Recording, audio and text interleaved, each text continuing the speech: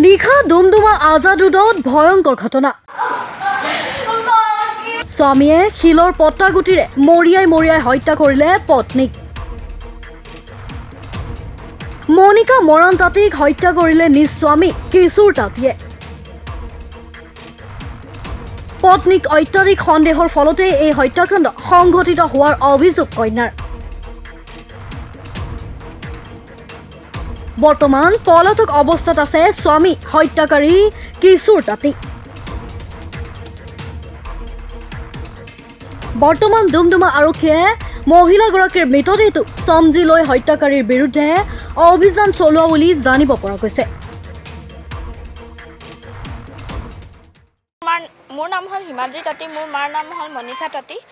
আজি ঘটনাটোত এনেকৈ একো নাই, দিনটো ঠিকে আছে। পাপাই মাৰ লগত ফুৰিব গ'ল, টাউনলৈ আহিলে, ভালকৈ চব হৈ আছে। পাপাৰ মানে হেবিটটো এটাই আছিলে, তেখেতৰ বেয়া হেবিট, মাক সন্দেহ কৰে। যাৰ লগত হ'লেও মানে সন্দেহ কৰে।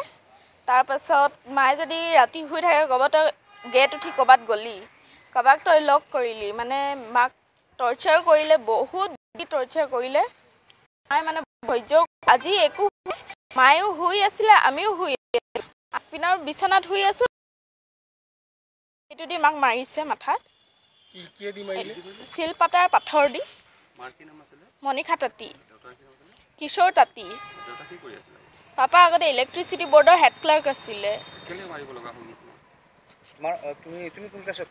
মই ক্লাছ এবাৰ 10। মাক মাৰিবলগীয়া একো ৰিজন নাই। মায়ে আজিলৈ পাপাক একো কমি দিয়া নাই। যি লাগে পাপাক সেইটোৱে কিনি দিছে। নিজে নাখায়, মায়ে পাপাক কিনি দিছে, নিজে নিপিন্ধি পাপাক দিছিলে। আজিলৈকে একো কমি হ'ব দিয়া নাছিলে। কিন্তু পাপাৰ মানে সন্দেহৰ যোনটো হেবিট আছিলে, সেইটো কাৰণে আজি মায়ে আজি নাইকিয়া হ'ল। 5টা, 5:30 সময়ত।